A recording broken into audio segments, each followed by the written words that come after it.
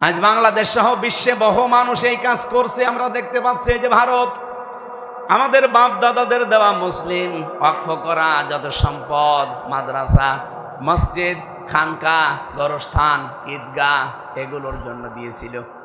অথচ পৃথিবীর নিকৃষ্ট এই মানুষটা নরেন্দ্র মোদী এখন নিজে অবৈধ আইন বানিয়ে ওইগুলো সব গ্রাস করছে, দখলে নিয়ে নিচ্ছে। আজকেও 3টা মাদ্রাসায় তালা লাগিয়ে একেবারে সেলগালা করে দিয়েছে। এমনকি দারুল উলুম দেওবন্দ পর্যন্ত তারা 1 মাস সময় দিয়েছে, খালি করে দেওয়া লাগবে। পৃথিবীর মানুষরা এই মাতালটাকে থামান, নয়তো আগামীর পৃথিবী বসবাসের অযোগ্য হয়ে যাচ্ছে। খুব বেশি মানুষ পৃথিবীতে মাতাল নেই, মাত্র কয়েকটা আছে। মাতালগুলোকে যদি থামাতে পারেন এই পৃথিবী আবার শান্ত হয়ে যাবে। কথা বোঝেন? আপনি ইন্টারনেটে সার্চ দেন, এখন 6 জন মানুষের নাম পাবেন তামাম দুনিয়া তাদেরকে ঘৃণা করে। 1 নম্বরে নাম পাবেন আপনি নেতানিয়াহু, এই ইহুদির বাচ্চা। 2 নম্বরে নাম পাবেন নরেন্দ্র মোদী। 3 নম্বরে নাম এসেছে যেটা পালিয়েছে ওইটা। আমি এটার নাম নিলে আমার কেমন যেন লাগে, এই জন্য আমি নাম নিতে চাই না সহজে। এরকম 6 জনের নাম আমি পেয়েছিলাম তামাম দুনিয়া যাদেরকে ঘৃণা করে। আপনি তাদের জীবনী পড়ে দেখেন, প্রত্যেকেই দখলদার। কি করেছে 15 বছরে আপনি দেখেছেন? কত দখল ছিল তাদের জীবনে, এখন সব একটা একটা করে বের হচ্ছে। আগে তো যাই ছিল 15 বছরে, এখন আরো অনিরাপত্তায় আমরা ভুগতেছি আমাদের এই প্রতিবেশীদের কারণে। ওরা যা আরম্ভ করেছে, ওদেরকে যদি এখনো পর্যন্ত বিশ্বের এই 57টা মুসলিম দেশের প্রধানরা এখনো না থামাতে পারে, বিশেষ করে এই মাতাল মোদীকে, শেষে আমরা আশপাশে যতগুলো দেশ আছি সব আমার মনে হয় পৃথিবীতে বসবাসের অযোগ্য হয়ে পড়বে। আপনি দেখেন কি আরম্ভ করেছে, এরা দাঙ্গা অলরেডি বাঁধিয়ে দিয়েছে ভারতে। একটা একটা করে মসজিদ ভেঙ্গে ভেঙ্গে গুড়িয়ে দিচ্ছে। আজকেও শয়তানরা দেখলাম একটা মসজিদ ভাঙছে। বিশ্বের মুসলমান 210 কোটি মুসলমান আমরা এখন আছি। আমার মনে হয় মুসলিম বিশ্বের যারা দায়িত্বে আছেন তাদের এই মুহূর্তে একটু মাজা সোজা করে দাঁড়ানো দরকার। একটু আওয়াজ তোলেন যে ভারতের এই মুসলমান নিধন বন্ধ করা লাগবে। কিভাবে তারা জবাই করছে এই দাঙ্গার মাধ্যমে। আমি আজকেও 2টা জবাই করতে দেখেছি। জায়গায় দাঁড়িয়ে তারা জবাই করছে জয় শ্রীরাম বলে। এটাই বর্ডার পার হয়ে আসতে খুব বেশি সময় লাগবে না। এই জন্য নিরাপত্তা যদি আমরা এখনই পেতে চাই, বাংলাদেশের 18 কোটি মানুষের প্রথম কাজ হবে ইমানকে শিরিক আর জুলুম মুক্ত করা। বাংলাদেশের ঐতিহ্যবাহী জেলা খুলনা কয়রা থানার অন্তর্গত কালনা মহিলা মাদ্রাসার উদ্যোগে 32তম মহাবিশ্বের মহাবিশ্বয় আমাদের মালিক, আমাদের মনিব, মহান রব্বুল ইজ্জাত ওয়াল জালালের মুখের পবিত্র বাণী কোরআনে কারীম তাফসীরুল কোরআন মাহফিলের স্বনামধন্য সভাপতি, বিশিষ্ট ইসলামিক চিন্তাবিদ, শিক্ষাবিদ আলহাজ মোহাম্মদ মোফাজ্জল হোসেন, অধ্যাপক, ইংরেজি বিভাগ, ঢাকা সিটি কলেজ, অবসরপ্রাপ্ত। আতালাল্লাহু উমরাহু ওয়া বারাকাল্লাহু ফি হায়াতি, আমিন। মাহফিলের প্রধান অতিথি বাংলাদেশ জামাতি ইসলামী। এই নামটা শুনলেই কলিজা ভরে যাচ্ছে না? 15 বছরে নামটা উচ্চারণ করতে পারি না এই শয়তানদের কারণে। বাংলাদেশ জামাতি ইসলামী কেন্দ্রীয় কর্ম পরিষদ সদস্য, সহকারী পরিচালক, খুলনা অঞ্চল, বিশিষ্ট আলেমে দ্বীন, বাংলাদেশ জামাতি ইসলামী মনোনীত সংসদ সদস্য প্রার্থী এই আসনের জন্য নাকি আমাদের শ্রদ্ধাভাজন বড় ভাই জনাব মাওলানা আবুল কালাম আজাদ, আতালাল্লাহু উমরাহু ওয়া বারাকাল্লাহু ফি হায়াতি, বলেন আমিন। এতক্ষণ যিনি আলোচনা রাখলেন বিশিষ্ট ইসলামী চিন্তাবিদ, শিক্ষাবিদ, সাহিত্যিক, আপনাদের এলাকার সন্তান, ঢাকা বিশ্ববিদ্যালয়ের শ্রদ্ধাভাজন শিক্ষক অধ্যাপক ডক্টর মিজানুর রহমান আতালাল্লাহু উমরাহু ওয়া বারাকাল্লাহু ফি হায়াতি। আলোচনা রেখেছেন মাওলানা জাকারিয়া হুসাইন, মাওলানা ইয়াসির আরাফাত, হাফেজ মাওলানা আব্দুল হান্নান ওমর, আপনাদের পাইকগাছায় বাড়ি। সার্বিক সহযোগিতায় যারা আছেন আরশাদ আলী সরদার সহ অন্যান্য সম্মানিত সদস্য যারা আছেন, সবার জন্য আমরা আল্লাহর কাছে দোয়া করছি। ওয়া রাফা'না লাকা যিকরাক। এদের সম্মান মর্যাদা শুধু দুনিয়া আমরা চাই না, উভয় জগতে আল্লাহ যেন বাড়িয়ে দেন। আরো জোরে বলেন আমিন।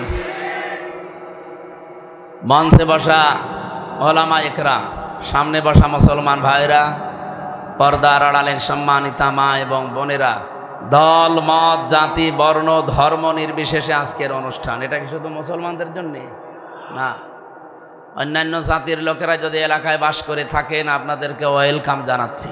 ওয়াইন আহাদুম মিনাল মুশরিকিন আস্তাজারাকা ফাআজিরহু হাত্তা ইয়াসমাআ কালামাল্লাহ সুম্মা আবলিগহু মা'মানা। সূরা তাওবা এসেছে, হে নবী, যদি মুশরিকরাও আসে কোরআন শুনতে, আপনি তাদেরকে শোনার ব্যবস্থা করে দেবেন। শোনা শেষ হয়ে গেলে নিরাপদে বাড়ি পৌঁছে।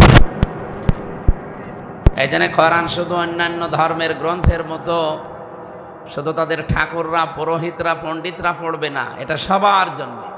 আল্লাহ পাক এখানে হাদা বায়ানুল লিন্নাস দিয়েছেন। আমরা আরবি গ্রামার যারা পড়ি, পড়ায়, যারা বুঝি, লাম শব্দ ব্যবহার করা হয় জীবিত মানুষদের জন্য। এখানে আল্লাহ জীবিত মানুষদের জন্য বায়ান দিয়েছেন, বক্তব্য দিয়েছেন, বিবৃতি দিয়েছেন। কিন্তু দুঃখজনক হলেও সত্য, এই 15.5 বছর না, এই 54 বছরে বাংলাদেশে জীবিত মানুষদের সামনে কোরআন পড়া, পড়ানো, বোঝানো এটা বড় কঠিন হয়ে দাঁড়িয়েছে। বিশেষ করে 15.5 বছর জালেমরা এমন সিস্টেম তৈরি করে রেখেছিল যে জীবিত মানুষদের কোরআন শোনাতে চান 14 জায়গায় পারমিশন নেওয়া লাগবে। তাও যাদের সামনে পারমিশন নেওয়ার জন্য পাঠায়, ও কি মানুষের ভেতরে পড়ে? জানোয়ারের চরিত্রও বা তার আচরণও এত খারাপ হয় না। সে এলাকার পাতি নেতা থেকে শুরু করে একেবারে এমপি পর্যন্ত, আর মাঝখানে প্রশাসন তো 7-8 লাইনে আছে। ওসি সাহেব, টিওনো সাহেব, এসপি সাহেব, ডিসি সাহেব, এরপরে বিভাগীয় কমিশনারের কাছেও যাওয়া লাগবে। এরপরও যদি অনুমতি দেয় তো ভালো, কয়েকজনের নাম শুনলে তো আগে কাগজ ছিঁড়ে ফেলত, তার ভেতরে হামজা। তা আমরা কি আসতাম আমার বাবার কাহিনী বলার জন্যে? সেই কুষ্টিয়া থেকে খুলনার এই কয়রা প্রায় 200 কিলোমিটার। এই 200 কিলোমিটার পাড়ি দিয়ে 400 কিলোমিটার যাওয়া আসা আমি এসেছি কোরআনের কথা শোনানোর জন্য। আপনারা বিভিন্ন শ্রোতানাতা দিয়ে বলতেন যে না, ওনারে বাদ দিয়ে অন্য হুজুর নিয়ে আসেন। আরে ভাই, অন্য হুজুর এসে কি আপনার বাবার কথা বলবে? কোরআনের কথা বাদ দিয়ে কেউ যদি বাবার কথা বলে, ওর কথা শোনায় তো জায়েজ নেই। কি কথা বলেন? এই সিস্টেমগুলো মানুষ পালন করত কিছু কিছু জায়গায়। এরপরও খুব কষ্ট করে আপনারা মনে হয় 32 বছর একাধারে চালাচ্ছেন। আল্লাহ রাব্বুল আলামিন এই 32টা বছর যারা কোরআনের কথা এখানে বলতেন, শুনতেন, অনেকে আজ কবরে আছে, তাদেরকে যেন কোরআনের ইজ্জতে মাফ করে দেন। আর যে সিস্টেম জালেমরা চালু করেছিল, তা আগামীতে কিয়ামত পর্যন্ত বাংলাদেশে যেন কেউ যেন চালু করতে না পারে, সেই ব্যবস্থা আমাদের করা লাগবে। এই যে চাঁপাইনবাবগঞ্জের স্বামী স্ত্রী 2 জন আছে না, মুফাসসিরে কোরআন, মুজাদ্দিদে জামান, ভারতের কামান, হারুন সাহেব আর হারুন সাহেবের স্ত্রী কয়েকদিন আগেও ফতোয়া দিয়েছে যে কোনো ইমাম, কোনো মাওলানা, কোনো ওয়াইজেন, তাফসির কারকেরা যেন কোনো ব্যক্তির পক্ষে, কোনো দলের পক্ষে ভোট না চায়, এটা তাদের জন্য জায়েজ না। আরে ভাই, আপনি কি মুফতি? আপনি ফতোয়া দিলেন কি, কিসের ভিত্তিতে বলেন তো? আমার 6টা সরকারি সার্টিফিকেট আছে, আমি মুফতি। ফতোয়া দিলে না আমি দেব। আমি আজকে ফতোয়া দিয়ে দিচ্ছি, এটা রেকর্ড হচ্ছে, তো সারা বাংলাদেশ সহ বিশ্বে যাচ্ছে। একামতে দিন প্রতিষ্ঠার কাজ যারা করে, শুধুমাত্র চাঁপাইনবাবগঞ্জ না, বাংলাদেশের 56,000 বর্গ মাইলের প্রতি ইঞ্চিতে যে, আমি ওপেন চ্যালেঞ্জ দিয়ে বলছি, আমি প্রত্যেকটি জায়গায় নাম ধরে কোরআনের পক্ষে যারা কোরআনের আন্দোলন করে, কোরআন কায়েমের জন্য যাদের আশা ভরসা, আমি নাম ধরে ভোট চাবো, আপনি আমারে নিষেধ করেন তো? আসেন। সেদিন সাতক্ষীরায় মনে হয় একজনকে বাধা দিয়েছিল। আমার সামনে শয়তান পড়ে না। আমার সামনে যদি এরকম কোনো বাধা এখন পড়ে না, একেবারে জায়গায় বিসমিল্লাহি ওয়া আলা মিল্লাতি রাসূলিল্লাহ বাদ দিয়ে মাটিতে দিই। কারণ ওর জন্য তো বিসমিল্লাহ পড়াও জায়েজ নেই, ও আলা মিল্লাতি রাসূলিল্লাহর ভেতরে। ওর জন্য আমি এটা পড়ে করবো কি? ওরা একেবারে সরাসরি সত্য কথা বলে দিয়ে দেব যে আল্লাহ তোমার নাম ছাড়া দিলাম, যা ভালো লাগে। সাতক্ষীরার সামনে দু একটা অনুষ্ঠান আছে, আশা করছে আমার সামনে শয়তান পড়বে না। আমার কপালে যা হওয়ার তো হয়েই গেছে, মায়ের আর কত খাবো, শরীরের কোনো জায়গা তার বাকি নেই। সুতরাং আমার ভয় কেটে গেছে, আমার সামনে কেউ পড়বেন না, পড়লে আপনারও ক্ষতি হবে আর আমার যা হয় হবে। এই জন্যে চাঁপাইনবাবগঞ্জের স্বামী স্ত্রীদেরকে আমরা জানাতে চাই, আপনারা মুখ বন্ধ করবেন। আপনি যেহেতু ফতোয়া বিভাগ নিয়ে পড়াশোনা করেননি, ফেকা নিয়ে পড়েননি, আপনি ফতোয়া দিতে যাবেন না। কার পক্ষে ভোট চাবো না চাবো এটা আপনার চাইতে আমি ভালো জানি। ভোট চাওয়ার কথা আপনি বলবেন কেন? আল্লাহ আমাকে ১৫০০ বছর আগে জানিয়েছে, ইন্নাল্লাহা ইয়া'মুরুকুম আন তুআদ্দুল আমানাতি ইলা আহলিহা, সূরা নেসার ৫৮ নম্বর আয়াত। এখানে আমানাত বহু বচন, তাফসিরে মারিফুল কোরআন খোলে, এখানে প্রায় ৯টা পয়েন্ট লেখা আছে। আমানতের ভেতরে একটা শব্দ আছে ভয়কাট্য, ভোট। অবশ্যই আমি আল্লাহ তোমাদেরকে নির্দেশ করছি, তোমাদের যাবতীয় আমানত তার প্রাপকের কাছে পৌঁছিয়ে দিবা। খুলনাবাসী শুধু এই কয়রা না, সারা বাংলাদেশের ৩০০ জায়গায় আমি এই আহ্বান জানাচ্ছি। যেখানে একামতে দিনের কর্মী নির্বাচন করার জন্য দাঁড়িয়েছে, সে দাঁড়াতে চায়নি, এদেশের মানুষ এবং তার দল তাকে দাঁড়ানোর জন্য আহ্বান জানিয়েছে। আপনি আবুল কালাম আজাদকে জিজ্ঞাসা করেন, যদি ইচ্ছা করে বলে যে আমি দাঁড়াবো, আমারে দেওয়া লাগবে, ওনারে ভোট দেওয়ার দরকার। আমি যতটুকু জানি এই ৩০০ জায়গায় যারা দাঁড়াবে তারা একজনও রাজি না, জোর করে তাদেরকে দায়িত্ব দেওয়া হয়েছে। এইটা ইসলাম শিক্ষা দেয়। অন্যান্য দলের ভেতরে আমরা দেখি না, দাঁড়ানো না, আরো দাঁড়ানোর জন্য মারামারি করে। দেশের অবস্থা যত খারাপ হোক, অন্তত একামতে দিন যারা পালন করে তাদের ভেতরে এখনো এই সুন্নাতটা জিন্দা আছে, যারা জোর করে দায়িত্ব চেয়ে নেয় না। নবীজি যদি বলতেন আমার ইন্তেকালের পরে আমার মেয়ে ফাতেমা বসবে চেয়ারে, কেউ নিষেধ করত? বলেন না কেন? বলেছিলেন না? বলেন তো নি। আরো তিনি হাদিস বললেন, লা ইফলিহা কওমুন আল্লাহু আমরাহুম ইমরাতুন, বুখারী শরীফের হাদিস। নবীজি বললেন ওই জাতি কখনো সফল হতে পারে না যে জাতির নেতৃত্বে কোনো মহিলা বসে আছে। এই হাদিসটাকে ১০০ ভাগ সত্য না ৯৮ ভাগ? সুতরাং বাংলাদেশে হাদিসটা আমরা মানি না, এই জন্য আমরা সফল হতে পারছি না। আগামী থেকে এটা মানা যাবে না। আমরা জাতির নেতৃত্বে পাঠাতে চাই পুরুষ মানুষ। কোরআনে কারিমে আল্লাহ সূরা নিসার ৩৪ নম্বর আয়াতে জানিয়েছেন, আর রিজালু কাওয়ামুনা আলান নিসা, পুরুষ মানুষ হবে নেতা আর মেয়েরা হবে তাদের আজ্ঞাবহ। মেয়ে লোক নেতৃত্ব দিতে গেলে কি হয়, আমরা এতদিন মানুষকে না বোঝাতে বোঝাতে অবস্থা হয়ে গেছে কি দেখেছেন? মেয়ে মানুষ এখন রাজমিস্ত্রি আর আমরা যোগাইনি। হ্যাঁ, ওরা এখন সব রাজমিস্ত্রি হয়ে গেছে, আর আমরা পুরুষ মানুষ যারা সব এখন যোগাইলে। এই ৫৪ বছরের ভেতরে দেশটা যারা চালিয়েছে, মহিলারা বেশি না পুরুষ মানুষ বেশি? এই জন্য আমাদের কপালে এই নেই। আপনি আমেরিকার দিকে তাকান, ২৩৬ বছর চলছে এই যে মাতাল যেটা এসেছে এখন, এ মাতাল সহ। ওরা সাথে মাতাল হলেও তাহলে ঠিক আছে, কমলা হ্যারিসের মতো এত বড় একটা শিক্ষিতা মেয়েকে তারা দায়িত্ব দেয়নি, ডোনাল্ড ট্রাম্পের মতো মাতালকে দিয়েছে। কথা বলেন না কেন? ওরা কোরআন হাদিস বিশ্বাস করে না, কিন্তু দেখেছেন কিভাবে মানতেছে। মানার কারণে আজ তারা কিন্তু উপরে আছে, অন্তত আমাদের উপরে আছে। আমরা যদি মেনে নিতে পারতাম ওদের মতো, আপনি ২৩৬ বছর ইতিহাস খুলে দেখেন আমেরিকার, কোনোদিন আজ পর্যন্ত কোনো মহিলাকে তারা নেতা বানায়নি। তারা জাতে মাতাল, তালে ঠিক। আর আমরা জাতেও মাতাল, তালেও মাতাল। আমরা কি আর জাতে তালে মাতাল সামনে থাকতে চাই? আমরা এবার সামনে দেখতে চাই 300 জায়গায় যারা এমপি দাঁড়াবে, অন্তত 151 জন মাওলানা আবুল কালাম আজাদের মতো যারা কোরআন বুকে নিয়ে সংসদে যেতে পারবে, তাদেরকে আমরা রায় দেব। এটা যদি আপনার কাছে রাজনীতি মনে হয়, হ্যাঁ এটাই আমার রাজনীতি। এটা যদি আপনার কাছে মনে হয় ধর্ম ব্যবসা, হ্যাঁ এইটাই আমার ধর্ম ব্যবসা। আপনার যা ভালো লাগে আপনি করতে পারেন।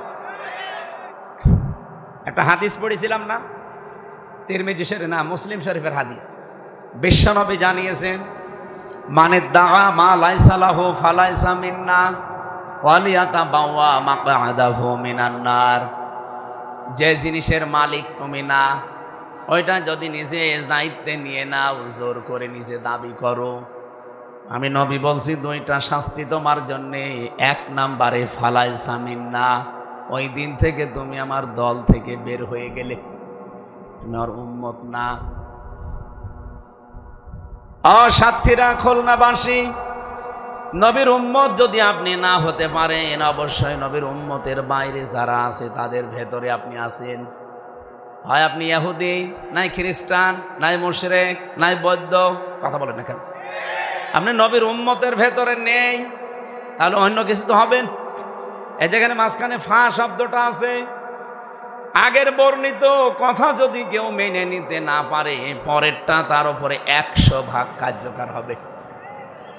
ফা 19টা অর্থে ব্যবহার হয়।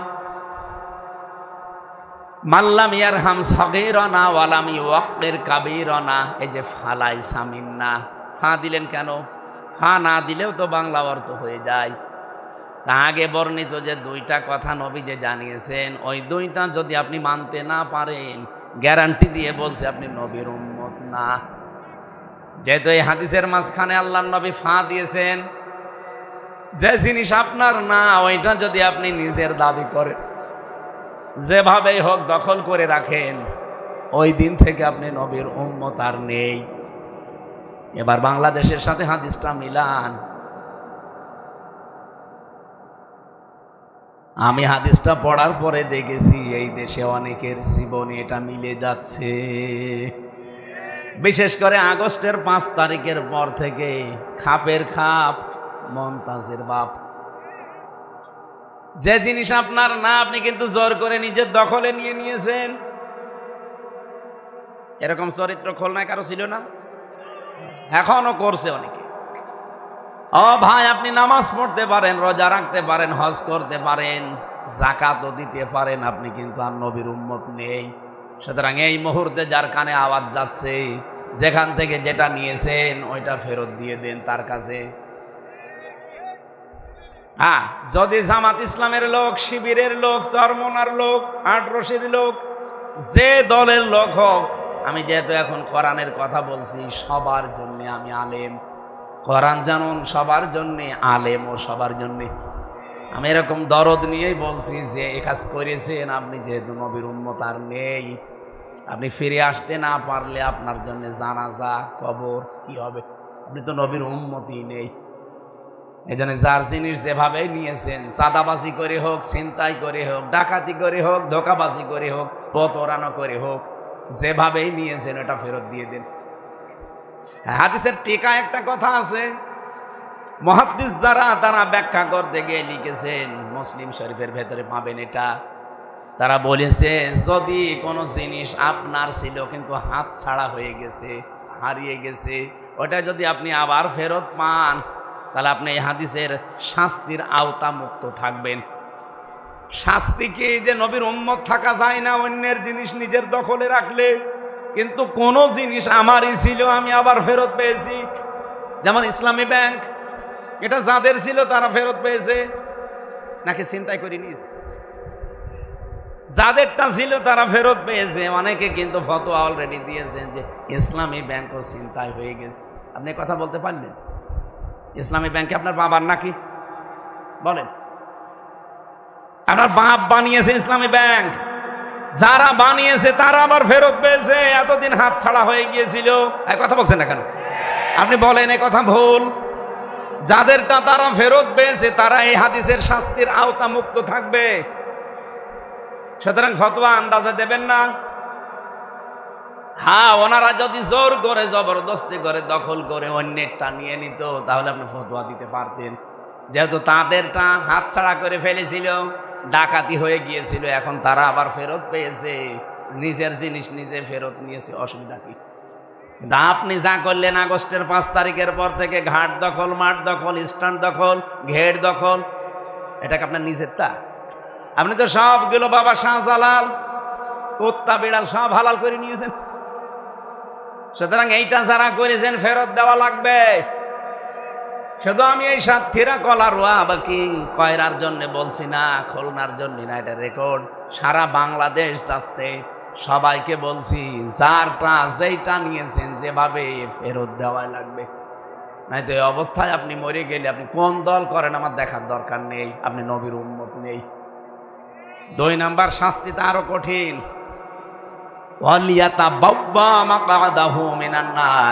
সে যেন টিকিট কেটে জাহান্নামে একটা আসন বরাদ্দ করে নিল।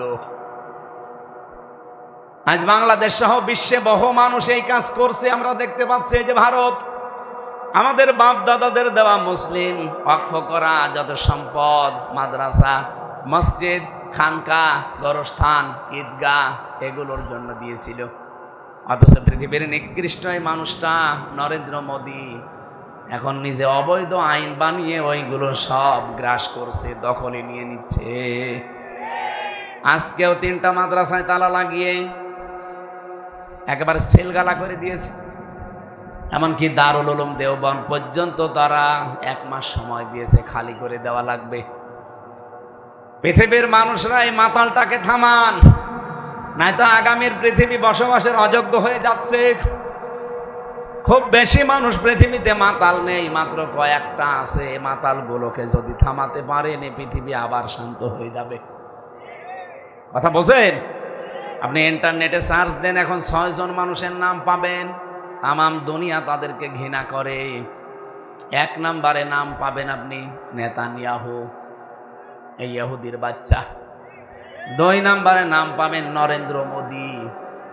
3 নম্বরে নাম এসেছে যেটা পালিয়েছে ওইটা। আমি এটার নাম নিলে আমার কেমন যেন লাগে, এই জন্য আমি নাম নিতে চাই না সহজে। এরকম 6 জনের নাম আমি পেয়েছিলাম, তামাম দুনিয়া যাদেরকে ঘৃণা করে। আপনি তাদের জীবনী পড়ে দেখেন, প্রত্যেকেই দখলদার। কি করেছে 15 বছরে আপনি দেখেছেন? কত দখল ছিল তাদের জীবনে, এখন সব একটা একটা করে বের হচ্ছে। আমি যে আয়াত পড়ে আপনাদের সম্মান কামনা করলাম, রাফা'না লাকা যিকরাক, এর পরের আয়াতটা কি? ফাইন্না মা'আল উসরি ইসরা, ইন্না মা'আল উসরি ইসরা। রব্বুল আলামিন জানিয়েছেন, দুনিয়াতে কেউ যদি একটা কষ্ট সহ্য করে, অবশ্যই তার এই কষ্টের সাথে আমি 10 থেকে 70টা শান্তি সুখ জড়িত করে রেখেছি। এ পর্যন্ত এখনো কিছুই বোঝেননি। এই যে উসরুন মানে কষ্ট, এর আগে আল্লাহ আলিফ লাম দিয়ে এটা মারেফা করে নির্দিষ্ট করে দিয়েছেন। এর আগে মা দিয়েছেন, এর আগে ইন্না দিয়েছেন। কিন্তু শেষের শব্দের দিকে তাকান, সেখানে আলিফ লাম নেই, ইসরা, এটা অনির্দিষ্ট না কেরা। তাফসিরে ফি জিলালিল কোরআন সাইয়্যিদ কুতুব রাহমাতুল্লাহ আলাইহি লিখেছেন, এই উসরুন ইসরা এই আয়াতের ব্যাখ্যা করতে গিয়ে যে কষ্টের সাথে সাথে আল্লাহ সুখের নাম দিলেন, কিন্তু কষ্টর বেলায় একটা, সুখের বেলায় অনির্দিষ্ট কেন? কষ্ট পেলে আপনি সুখ পাবেন বিষয়টা এমন না। দুনিয়াতে যদি কেউ 3টা কারণে কষ্ট পায়, ওই 3টা কারণে একটা কষ্ট পেলে কমপক্ষে 10 থেকে 70টা সুখ আপনাকে আল্লাহ ভোগ করাবে। উনি দলিল দিয়েছেন, মান জাবিল হাসানাতি ফালাহু আশরু আমসালিহা ইলা আখির আয়াত। দুনিয়ায় কোনো মানুষ যদি একটা ভালো কাজ করে, নেকির কাজ, কমপক্ষে ওটা বৃদ্ধি করে দেয় আল্লাহ কমপক্ষে 10 গুণ। কত? ঊর্ধ্বে 70 গুণ, এর ঊর্ধ্বে 700 গুণ, আমরা মাঝখানেরটা ধরলাম। এবার আমার প্রশ্ন, আপনি কষ্ট পেলেই শান্তি পাবেন বিষয়টা এমন না। কয়টা কারণে কষ্ট পাওয়া লাগবে? 3টা। বলেন বলেন, আরো জোরে বলেন। আরে ভাই, হাসিনাও তো কষ্ট পেয়েছিল, কিন্তু এই 3 কারণের বাইরে কষ্ট পায়নি। স্যার কি কষ্ট পেয়েছে, যাওয়ার দিন কাঁদছিল, আমি দেখে আমারই কেমন লাগছিল। জীবনে আমি মনে হয় এই প্রথম দিন ওনার কান্না দেখলাম। আমি এর আগে দেখেছি কান্নার ভান করেছে, কিন্তু কাঁদে নাই। এ বুড়ি মহিলা জীবনে কাঁদে নাই, শুধু ওই দিন কাঁদলো। স্বামী মরে যাওয়ার পর ওর চোখে পানি দেখি নাই, কিন্তু এই দিন যাওয়ার সময় কি কান্না, মনে হচ্ছে স্বামী বাবা আমার সবই মরে গেছে। যদিও মরে গেছে, কিন্তু উনি যে কেঁদেছে 3 কারণের একটা কারণে আমি পাইনি। 1 নম্বরে আপনি যদি কষ্ট পেয়ে থাকেন আল্লাহর জন্যে, 2 নম্বরে যদি কষ্ট পেয়ে থাকেন রাসূলুল্লাহর জন্যে, 3 নম্বরে যদি আপনি কষ্ট পেয়ে থাকেন মানবতার জন্যে। আমি তাফসিরে ফি জিলালিল কোরআনের টিকা থেকে বলছি, সাইয়্যিদ কুতুব এভাবে ব্যাখ্যা দিয়েছেন। এবার বলেন, উনি যে কষ্ট পেয়েছে 3 কারণের একটাও আছে? তাহলে কষ্ট পেলে আপনি শোক পাবেন তা না। অনেক মানুষ দেখি পরকীয়া প্রেম করে যদি ব্যর্থ হয়, কি কন্দন, কষ্ট পেয়ে তো কাঁদে। এই কষ্টের পরে সুখ পাবে না। আপনি যদি কষ্ট সত্যিই পেয়ে থাকেন আল্লাহর জন্য, রাসূলুল্লাহর জন্য, মানবতার জন্য, এই 15.5 বছরে যারা এই 3টা কারণে একটা কষ্ট পেয়েছেন, আপনি লিখে নিতে পারেন, কমপক্ষে দুনিয়া আখেরাত মিলে 10 থেকে 70টা শান্তি আল্লাহ আপনাকে দান করবে। এবার আসেন অনারটায়, যেহেতু আয়াতটা আল্লাহ রিপিট করেছেন, পরে আবার এইটাই আছে, খালি ফা নেই। ইন্না মা'আল উসরি ইসরা। এই পৃথিবীতে কোনো মানুষ যদি একটা কষ্ট সহ্য করে, সুখ যেমন 70টা, একটা শান্তি যদি ভোগ করে, কষ্ট পাওয়া লাগবে তাকে 70টা। হ্যাঁ, প্রশ্ন আসতে পারে যে শান্তি পেলেই কষ্ট না।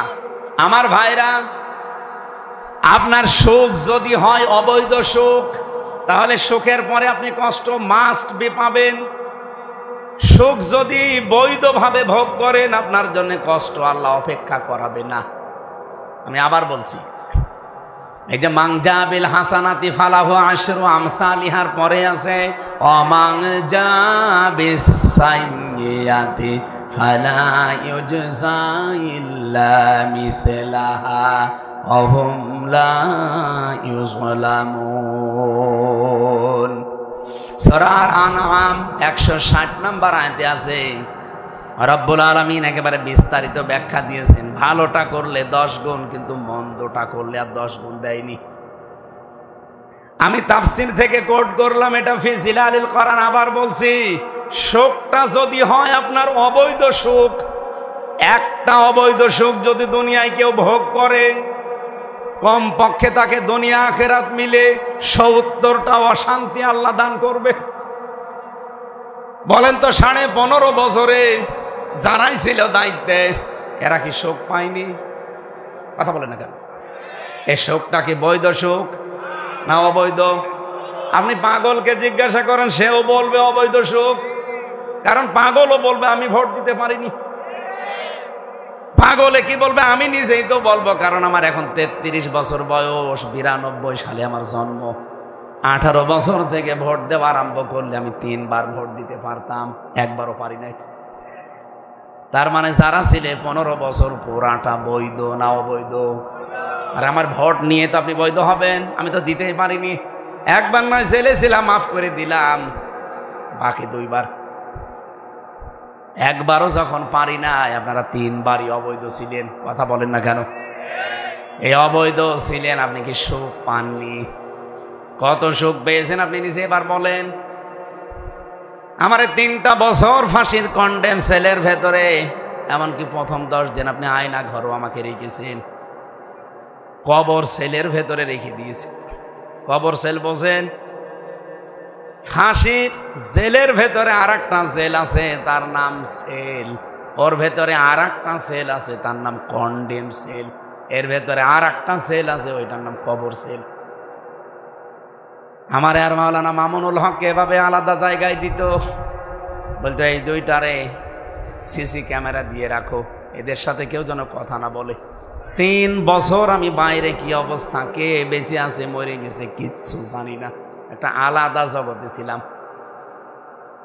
আমার সামনে কত মানুষ মরে মরে বের হয়ে চলে গেছে মৃত্যুবরণ করে, আমরাও মরিয়ে যেতাম, শুধু কোরআনটা ছিল, এই জন্য আল্লাহ বাঁচিয়ে রেখেছে। পড়ার কিছু তো নেই। 3 বছরের ভেতরে আমার ওরা অন্য কিছু পড়তেও দেয়নি। একটা বই যদি চাইতাম, হিন্দু কারারক্ষী ও ছাতা আলেম চালেম তো বোঝে না, ওরে যদি বলতাম দাদা একটা বই নিয়ে সেদিন একটু পড়ি, 24 ঘন্টায় তো তালা লাগিয়ে রাখেন, কারোর সাথে কথাও বলতে দেন না, আমার দিকে কেউ তাকায়ও না ভয়তে, কারণ এই সিসি ক্যামেরা দেওয়া। খাবার দাবারও ঠিক মতো দিত না, এই যে আমার ডায়াবেটিস হয়ে গেছে এই কারণে। একদিন এক কারারক্ষী পেলাম দেবদুলাল, ওরে দাদা উনি বই নিয়ে এসেছে বঙ্গবন্ধুর আত্মজীবনী। ছাতা নিয়ে এটা পড়ে করবো কি? না, এটা পড়েন, এর ভেতরে জ্ঞান আছে। ওই পড়লাম ছেলেবেলায় উনি কি করেছে ওইসব। পরে আর একবার বলছে আর একটা ভালো বই নিয়ে আসেন, বই নিয়ে এসেছে বঙ্গবন্ধুর চীন সফর। আপনার আর বই নিয়ে আসার দরকার নেই, আপনি এটিএম আজহারুল ইসলাম থাকে হিমেল বিল্ডিং এ, ওনার কাছে যে বলবেন হামজা বই চেয়েছে, দেখবেন বই কারে বলে দেবে। পরের দিন পেলাম আপনাদের এই সাতক্ষীরার একজন কারারক্ষী আশরাফুল, ওনার নামটা এখানে লেখা আছে দেখে বুঝলাম অন্তত এ আগা কাটা আছে। আর আগে যেগুলো আসতো দেবদুলাল, সুব্রত বালা, কি অশিক কুমার, সঞ্জয় দত্ত, এগুলো কি আগা কাটা আছে? ও তো আলেম চালেম বোঝেন। আশরাফুল লিখে দেখলে মনে করলাম যে না, এর কিছু না থাকলে অন্তত ইমান আছে, এ তো মুসলমান। ওরে বললাম যে ভাই সারাদিন এভাবে সারা রাত বসে থাকা আর বাইরের 3টা বছর কিছু জানিও না, একটু বই নিয়ে এসে দিতে পারেন না? কোথায় বই পাবো? বললাম এটিএম আজহারুল ইসলামের কাছে বলবেন হামজা বই চেয়েছে। আল্লাহর ইশারা আল্লাহ পাক 2টা বই তার মাধ্যমে আমারে তাফসির পাঠিয়েছে, ফি জিলালিল কোরআন আর তাফহিমুল কোরআন। এই পৃথিবীতে 42টার উপর এখন তাফসির পাওয়া যাচ্ছে, সবচাইতে বেশি ভালোবাসি মন থেকে এই 2টা তাফসিরকে, আর এই 2টাই আল্লাহ আমার কাছে মিলিয়ে দিয়েছে। সুবহানাল্লাহ। এখান থেকে বসে বসে যে কোট করেছিলাম সেটা বলছি, ওই সময় আশার সঞ্চার হতো আমার যে দুনিয়াতে কেউ যদি একটা সুখ ভোগ করে অবৈধভাবে, একটা সুখের জন্য তাকে মাস্ট বি কষ্ট ভোগ করাবে আল্লাহ কয়টা? 70টা। বলেন বলেন। 15.5 বছরে হাসিনা সহ 1628 জন মানুষ দায়িত্বে ছিল, প্রত্যেকটাই জালেম আর জালেমদের দোসর। এই কথা বলেন না কেন? আমরা যাই আলেমদের সাথে একামতে দিনের কর্মী এবং নেতাদের সাথে যে ব্যবহারে 15.5 বছরে, শুধু হাসিনা না, এই দোসরগুলো যেভাবে করেছে, কাউন্টার টেররিজমে যারা দায়িত্বে ছিল আমি নিজে দেখেছি। আমার যখন মাজার ভেতরে দড়ি লাগিয়ে চোখে কালো পট্টি দিয়ে 11 ঘন্টা টাঙিয়েছে, আমার দোষ কি? কোনো দোষ নেই। আমার তুই তো কারি করে গালি দিত বাবা মা তুলে, আর আমারে গালি দিলে আগে গালি দিত সাইদি সাহেবকে। দেলাওয়ার ভাইয়ের নাম বলতো মাঝে মাঝে, ঠাকুরগাঁওয়ে যে শিবিরের সভাপতি ছিল, দেলাওয়ারকে আমরা পিটিয়েছি, ফুটবলের মতো লাথিয়েছি। আমার একটা চেয়ারে নিয়ে গিয়েছিল, কিন্তু চেয়ারে আমারে বসায়নি, এভাবে হাত 2টা আটকিয়ে দেয়, পার সাথে ক্লিপ লাগিয়ে দেয়, এই গলার সাথে একটা ক্লিপ আটকিয়ে দেয়, একটা সুইচের টিপ দিলে 1 মিনিটে 120 বার ঘোরে। আমার আগে ছাত্র দলের এক ভাইকে নিয়ে গেল, দেখলাম আসার পরে কি চিৎকার করে বাবা তুলে কাঁদছিল, মা তুলে কাঁদছিল। কি হয়েছে দেখে ওর হাতের নখগুলো সব তুলে নিয়েছে। আমার কাছেও রিমান্ডে নিয়ে এসেছিল ওই মেশিনটা, বলছে হুজুর এই যে এইটা দিয়ে আমরা নখ তুলি, এমন সিস্টেম করা, শুধু হাতের কাছে আর পায়ের কাছে লাগিয়ে দেয়, একটা টিপ দেবে, একবারে নখ সব খুলে চলে আসবে। নখ খুলে আসলে ছেড়ে দিলেতে হয়, ওর ভেতরে পাতলা মিহি ওই যে মোল্লা সল্ট যে লবণ আছে ওই লবণ ছিটিয়ে দেয়। আপনি ভাবতে পারেন কি আচরণ করেছে তারা। আর তাদেরকে কঠে তোলা হচ্ছে এখন জামায় আদরে। আমরা চাই হাসিনা সহ যতগুলো মানুষ জালেমদের দোষর ছিল একটাকেও যেন ছাড় দেওয়া না হয়। এগুলো ছাড় দিলে আগামীতে যারা চেয়ারে বসবে তারা এর চাইতেও বড় স্বৈরাচার হবে। এদের আচরণ এমন কঠিন করা দরকার, শিক্ষা হয়ে থাকবে, ইতিহাস হয়ে থাকবে। কিয়ামত পর্যন্ত বাংলাদেশে কেউ আয়না ঘর বানানোর সাহস পাবে না। মুফতি ফখরুল ভাই আমারে বলছিল, হামজা ভাই আপনার সাথে কি আচরণ করেছে আমি জানি না, আমার এই যে পায়ের ভেতর দিয়ে এভাবে হাত দিয়েছে, সামনে লোহার যে ব্যারিকেড দেওয়া আছে ওর সাথে হ্যান্ডকাপ দিয়ে আটকিয়ে দিয়েছে, 24 ঘন্টা এভাবে বসা, 1.5-2 মিনিট সময় দিল টয়লেট করার জন্য, তাও 24 ঘন্টায় একবার। সকালে কয়টা পচা ছোলা দিয়ে যেত, পারলে খান না পারলে ফেলে দেন। আর ফেলবেন কোথায়, কত পছন্দ ধরবে, বাধ্য হয়ে খাওয়া লাগতো। আমার 10 দিন রিমান্ডে আমার মনে হয় 10 বছর জীবন থেকে চলে গেছে। এত কড়াকড়ি করতো তারা, এই যে বসতে পারি না তো এই কারণে। সকালবেলা তো খাবার এতটুকু, দুপুর বেলা 1 মুঠ ভাত দিত, তাও মনে হচ্ছে কেউ মাখিয়ে দিয়েছে।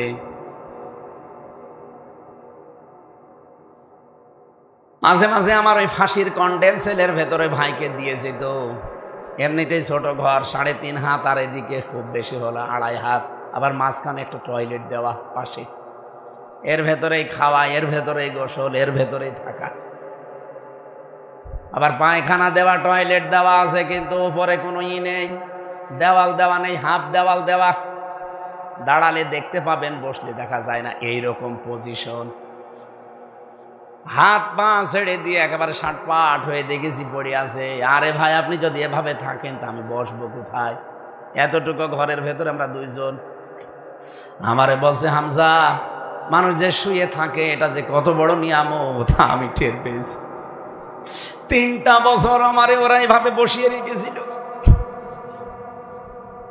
আজকে সুযোগ পেয়েছি, এজন্য খাবার দেয় দিক না দেয় না দিক, অন্তত একটু আরাম করিনি। আমার মাজা পর্যন্ত বাঁকা হয়ে গেছে, আমি সোজা করতে পারি না। আর এখনো পর্যন্ত অনেকে ফেসবুকে জালেমের পক্ষে স্ট্যাটাস দেয়, পরে জবাই করা দরকার শয়তান।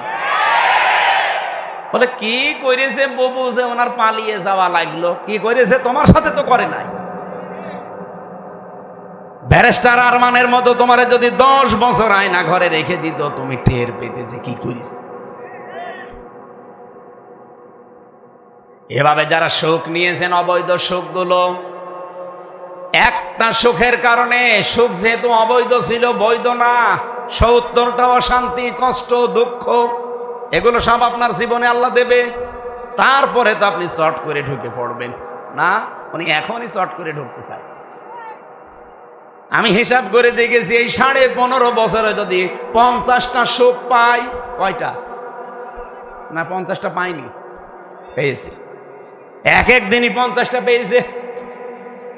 যত সুখ আপনি পেয়েছেন এই 15 বছরে, যদি 50টাও পেয়ে থাকেন, হিসাব করেন, একটা সুখে 70টা করে অশান্তি পাবেন, দুঃখ পাবেন, অপমান হবে, কষ্ট পাবেন, অকল্যাণ আসবে আপনার জীবনে।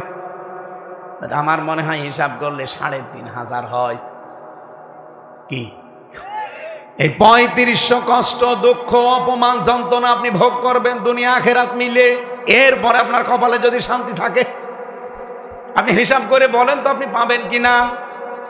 আর আমরা যারা আল্লাহর জন্য, রাসূলুল্লাহর জন্য, মানবতার জন্য কষ্ট স্বীকার করেছি, একটা সুখ পাবো কয়টা বলেন বলেন।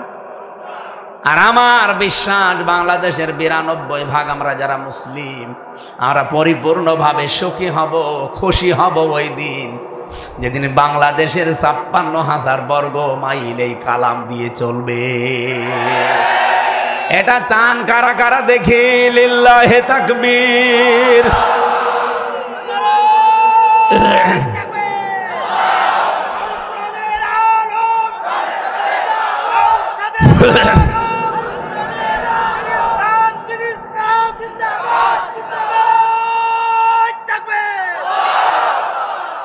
কয়রাবাসী সব সময় সুযোগ আসে না, অন্তত 54 বছর পর একটা সুযোগ আল্লাহ যখন দিয়েছে তৈরি করে, এই সুযোগটা যদি হাতছাড়া হয়ে যায় 100 বছর আর সুযোগ পাবেন না। কি লাইন শাকারতুম লাযিদান্নাকুম, আল্লাহ বলেন শুকরিয়া আদায় যদি করো নিয়ামতের, লাযিদান্নাকুম লামে তাকিদ নুনে সাকিলা। আমি গ্রামার অনুযায়ী বলছি, এটা কিন্তু আল্লাহ গাণিতিক হারে দেয়নি, দিয়েছেন জ্যামিতিক হারে।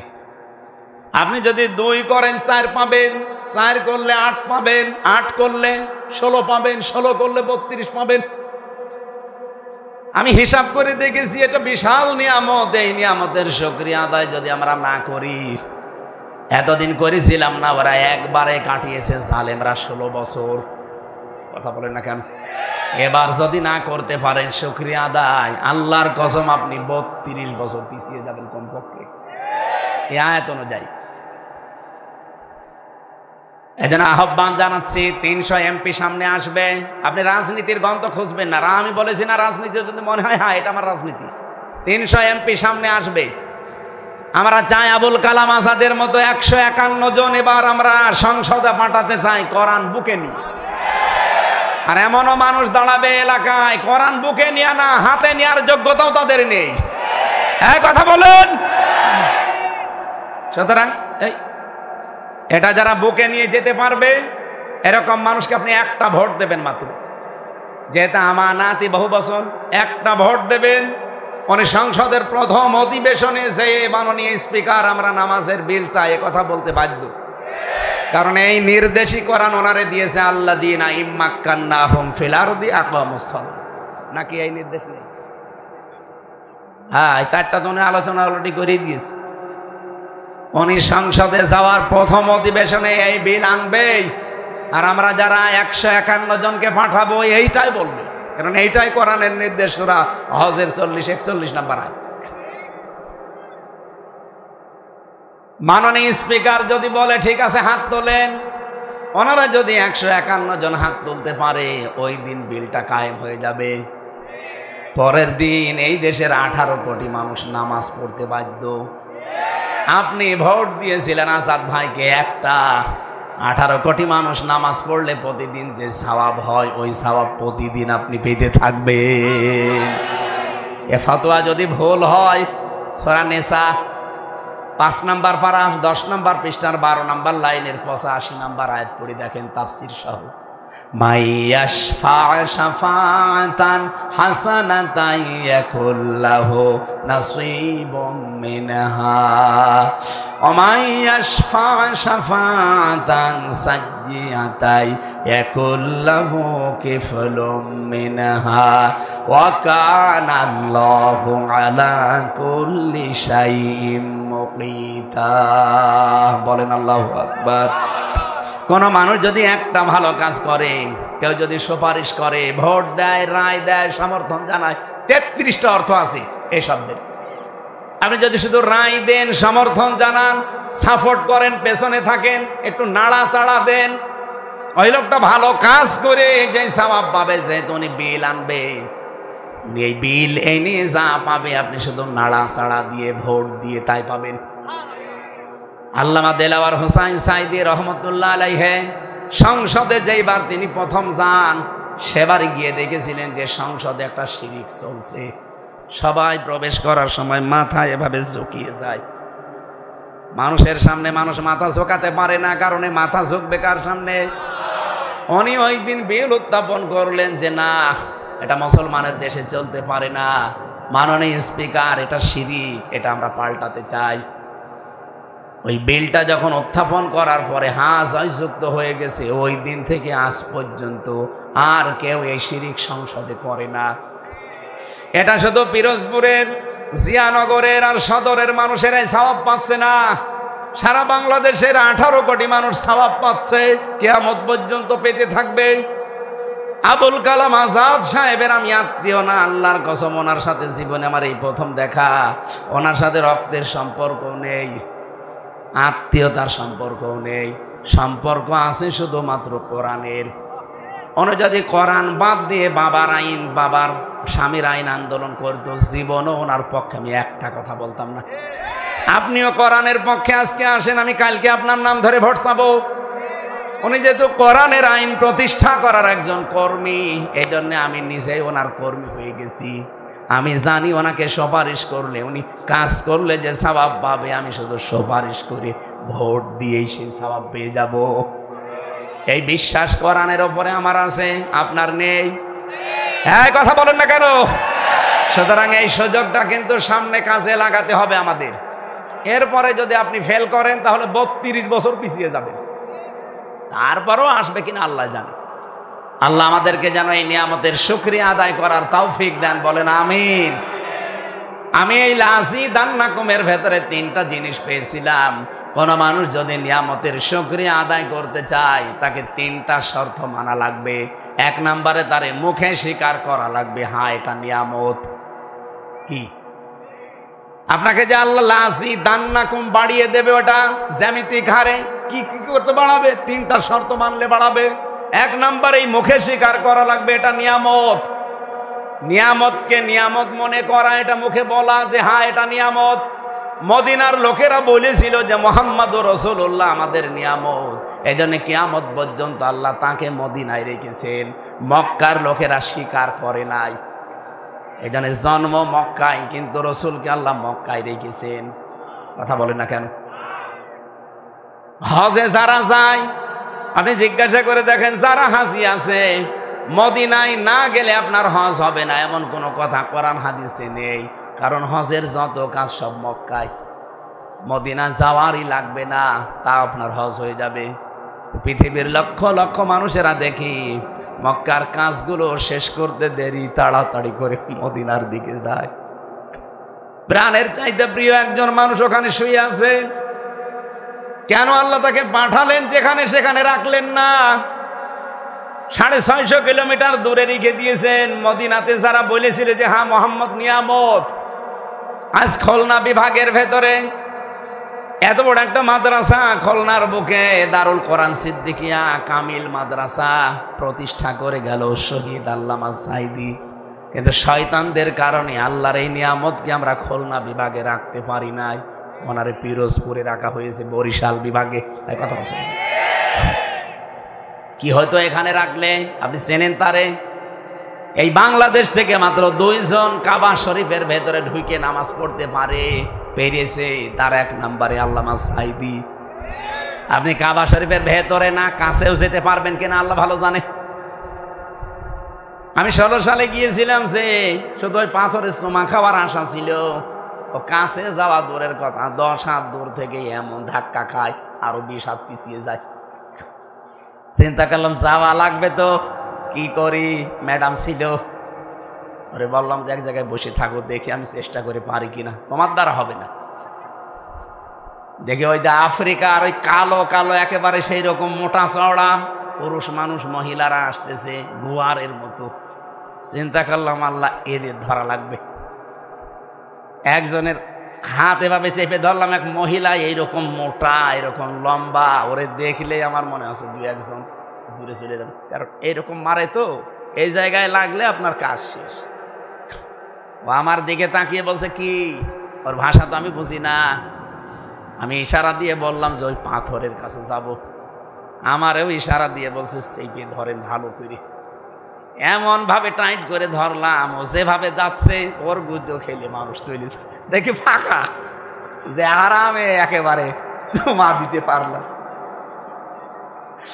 আপনি কাছেও যেতে পারবেন না, অথচ আল্লামা সাঈদী কাবা শরীফের ভেতরে যে নামাজ পড়েছে, সুবহানাল্লাহ বলতে পারেন না? আল্লাহর এই নিয়ামতকে বুঝলো না জাতি। খুলনার মানুষেরা যারা মিছিল করেছিলেন যে কবর দিতে দেব না, কোথায় আপনারা? আজ আপনাদের বাড়ি ঘরে আল্লাহ শ্মশান বানিয়ে দিয়েছে। যারা আল্লামা সাঈদীকে মাটি দিতে দেয়নি, কবর দিতে দেয়নি খুলনায়, কালকে একজন পেয়েছিলাম, তার বাড়ি আমাকে বলছে এই যে সেই বাড়ি দেখলাম পুরা শ্মশান বানিয়ে দিয়েছে। নিয়ামতের এটা শুকরিয়া আদায়ের প্রথম মাধ্যম, আপনাকে স্বীকৃতি দেওয়া লাগবে। 2 নম্বরে আপনার অন্তরের ভেতরে একটা আনন্দ আসবে। আমরা নিয়ামত পেয়েছি আজকে, যেহেতু সামনেও নিয়ামতের একটা ব্যবস্থা চলছে। যদি ইসলামী দেশে আল্লাহর কসম কায়েম হয়ে যায়, আপনি এমন একটা শান্তি পাবেন যারে বাংলায় অনির্বচন সুখ বলে। কি বললাম? এটা কিনতে পাবেন না, এটা আল্লাহর পক্ষ থেকে আছে অনির্বচন সুখ। 3 নম্বরে, আল্লাহর বিধিবিধানগুলো মেনে চলার নাম হচ্ছে শুকরিয়া আদায়। বাংলাদেশে এখন ওই পরিবেশ হয়নি যেখানে আল্লাহর পুরা বিধান মানা যায়। আছে এখনো অফিস আদালত এমন জায়গা আছে যেখানে আপনি চেষ্টা করলেও আল্লাহর বিধান মানতে পারবেন না। এরকম জায়গা দেশে নেই? এই জায়গাগুলোতে আল্লাহর বিধান কোরআনে আল্লাহ 500টা দিয়েছেন। এই 500 বিধান কায়েম করার মাধ্যমে, কার্যকর করার মাধ্যমে আমরা মানতে চাই। তাহলে 3টা শর্ত মেনে নিলে লাযিদান্নাকুম, আল্লাহ পাক বলেন এই নিয়ামত তোদের জীবনে আমি আবার ফিরিয়ে দেব। কিন্তু যদি এভাবে নিয়ামতের শুকরিয়া আদায় না হয়, ওয়ালাইন কাফারতুম ইন্না আযাবি লাশাদীদ, ইন্না আযাবি শাদীদ দিলেও তো হয়ে যায়, লাম দিলেন কেন মাঝখানে? আপনি যদি নিয়ামতের শুকরিয়া আদায় এইভাবে, আল্লাহর কসম আল্লাহ বলেন আযাবের ভেতরে তোরে ফেলে দেব। শুধু ফেলে দেব বললেই তো হয়তো লাযিদান্নাকুম ওয়ালাইন কাফারতুম ইন্না আযাবি লাশাদীদ দিয়েছেন। শুধু যেমন তেমন শাস্তি না, অবশ্যই শাস্তি দেবে, আর কঠিন ভয়ঙ্কর আযাব তোদের উপর আল্লাহ নিয়ে আসবে। ওই আযাব যেন আর না আসে, এই জন্য এখন থেকে আমাদের সতর্ক হওয়া লাগবে। কোরআনে কারীম থেকে একটা আয়াতের মাত্র 4 ভাগ 1 ভাগ পড়েছি। আমার মাথার ভেতরে আয়াত সম্পর্কে যত কথা আল্লাহ দিয়েছে, আমি শুধু আজকের 1 রাত না, আমার সারা জীবনও যদি আয়াত নিয়ে কথা বলি তাও কথা শেষ হবে না, এত কথা আছে। তাফসিরুল কোরআন মাহফিল লিখেছেন, আমরা তাফসির আকারে কথা বলবো ইনশাআল্লাহ। উসুলে তাফসিরের নীতি আছে, মূল নীতি 15টা। এগুলো ফলো করে যদি বলতে চাই আপনাদের রাত 12টা বেজে যাবে। না, অত রাত করা ঠিক হবে না। আমাদের দায়িত্বশীল মাওলানা রফিকুল ইসলাম খান, ওনার সাথে আমি 3 বছর ছিলাম জেলে। ভাই আমাকে মাঝে মাঝে বলতেন, হামজা যেখানে কথা বলবা সাইদি সাহেবের ওই স্টাইলে, সর্বোচ্চ রাত 10:30টায় মাহফিল, 11টায় শেষ হয়ে যায়। আপনার সাইদি সাহেবের মাহফিল এভাবে চলতো না? আর আমরা এমন বক্তা যে রাত 12টায় আপনারা বক্তায় তোলেন। বিশেষ করে এই খুলনা, সাতক্ষীরা, এই 2 জেলায় ঝামেলা বেশি। আগামীতে কোনো জায়গায় নিয়ে আসলে এশার পরে সাইদি সাহেবের মতো তুলে দেবেন, যেন 10টায় মাহফিল শেষ হয়ে যায়, তাহলে সবার ভালো হবে ভাই। যেহেতু এতগুলো নিয়ম নীতি 15টা একটা একটা করে বলতে গেলে অনেক সময়ের ব্যাপার। ফি জিলালিল কোরআনে আর যে তাফসিরে বাইজাবিতে আপনি প্রথমেই দেখবেন এই 15টা মূল নীতি লেখা আছে, বাংলায় পাওয়া যায়, পড়ে নেবেন। আমরা একবারে সরাসরি আয়াতের ভেতরে প্রবেশ করছি। শুদ্ধ তেলাওয়াত যেহেতু করেছি, 2য় নম্বরটায় যাচ্ছে। আল্লাহ রাব্বুল আলামিন বলেন, অবশ্যই আমি আল্লাহ নিজে ক্রয় করে নিয়েছি পৃথিবীতে যারা মুমিন তাদের কাছ থেকে তাদের জান আর তাদের মাল, বিনিময় হিসাবে তাদেরকে আমি আল্লাহ জান্নাত দিয়ে দিয়েছি। এটা বাংলা অর্থ ছিল। এবার আসেন তো তাফসিরে প্রবেশ করি। আমার অধিকাংশ তাফসিরগুলো হয় ফি জিলালিল কোরআন, নাই তাফহিমুল কোরআন, নাই ইবনে কাসিরে পাবেন। এগুলো থেকেই বেশি কোট করা। আল্লাহ পাক এখানে নিজে ক্রেতা আর বিক্রেতা হিসাবে দুনিয়ার সবাইকে আল্লাহ বেছে নেয়নি। আল্লাহ শুধুমাত্র কিনতে চায় মুমিনদের কাছ থেকে। আল্লাহ রাব্বুল আলামিন এই পৃথিবীতে যে আমরা বেচা কিনার নিয়ম জানি, কোন জিনিস যদি বেচা কিনা করতে চায় 4টা জিনিস আপনি দেখবেন লাগে। একজন ক্রেতা লাগে, একজন বিক্রেতা লাগে, একটা জিনিস লাগে, তার একটা মূল্য লাগে। কথা বলছেন এখানে সরাসরি ক্রেতাকে, আরো জোরে বলেন, বিক্রেতা। আমরা বলল কে? আমরা না, আমাদের ভেতরে বহু মানুষ আছে ভেজাল। আল্লাহ শুধুমাত্র কিনতে চাই মিনাল মুমিনিনা, মুমিনদের কাছ থেকে। আল্লাহ যদি বলতেন ইন্নাল্লাহ হাশতারা মিনাল মুনাফিকিনা, আমি মুনাফিকদের কাছে কিনতে চাই, তাহলে কোনো কথা আমি আয়াত নিয়ে বলতাম না। আল্লাহ যেহেতু শুধুমাত্র কিনতে চাই মুমিনদের কাছ থেকে, যদি মুনাফিক কাফের মুশরিকদের কাছে আল্লাহ কিনতে চাইতো তাহলে কারুনের সম্পদ আল্লাহ সব কিনে নিত। কথা বলছে না কেন? এই জন্য আপনাকে মমিন হওয়া লাগবে আগে। আজ বাংলাদেশে বহু মানুষ মমিন না হয়ে জান্নাত পাওয়ার আশায় পরকালের কথা চিন্তা করে তারা কিন্তু অনেক কিছু আল্লাহর কাছে দিয়ে দিচ্ছে, অথচ মমিন ছাড়া আল্লাহ কারোটা কিনে না। এই যে মাদ্রাসার টাইলস লাগিয়ে দিয়েছে, অথচ লোকটা সারা জীবন ঘুষ খাওয়া টাকা, সুদ খাওয়া টাকা এলাকায় আছে কিনা আমি জানি না, টাকা ছেড়ে রাখে 1000, মাসে মাসে 1000 টাকা দিলে 100 টাকা বেশি দেয়। এটা যারা করছেন তারা মায়ের সাথে জেনা করছেন, এই মুহূর্তে এটা এখন তওবা করে বাদ দিয়ে দেবেন। এমনকি আমি জানি এখানে এমন মানুষও বসে আছে টাকা ছাড়া আছে, ওয়াজ শুনে যে সেই টাকা তুলবে কালকে। অবশ্য ঠিক, আপনি মায়ের সাথে জেনা করে মনে হয় যে আপনাকে আল্লাহ জান্নাত দেবে, আপনার নামাজ রোজা হবে। সুতরাং যারা এই কাজ করছেন এখনো টাকা আসলটা বাদ দিয়ে সুদের টাকা ছেড়ে দেওয়া লাগবে। যারা রাজি আছেন তারা হাত তোলেন তো। কয় টাকা ছেড়িয়েছেন আপনি? এদিকে আসেন, আসেন। দাঁড়িয়েলা মানুষ আপনি, আপনি যদি টাকা ছেড়ে রাখেন তাহলে আর কার কি বলবো না, টাকা আসলটা বাদ দিয়ে বাকিটা মাফ করে দেওয়া লাগবে।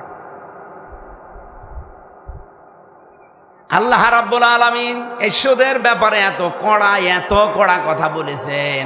ইয়া আইয়ুহাল্লাযীনা আমানুত্তাকুল্লাহা ওয়া যারু মা বাকিয়া মিনার রিবা ইন কুনতুম মুমিনিন। ইমানদার দাবি কর, আমাকে ভয় করো, আর যদি মমিন হতে চাও সুদের যত টাকা পয়সা বকেয়া আখেরাত ছেড়ে দাও। এ নির্দেশ হামজার কার? বলেন বলেন। ফাইল্লাম তাফআলু ফাদানু বিহারবিম মিনাল্লাহি ওয়া রাসূলিহি। এই ঘোষণা শোনার পরেও যদি কেউ সুদ ছেড়ে না দেয়, সে যেন আল্লাহ এবং তার রাসূলের সাথে যুদ্ধ করার জন্য প্রস্তুতি নেয়।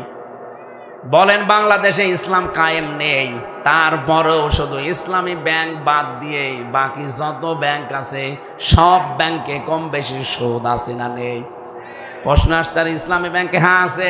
যতদিন যাকাত ভিত্তিক অর্থনীতি দেশে কায়েম না হবে, যত বড় ব্যাংক হোক সুদ থেকে 100% মুক্ত হওয়া সম্ভব না।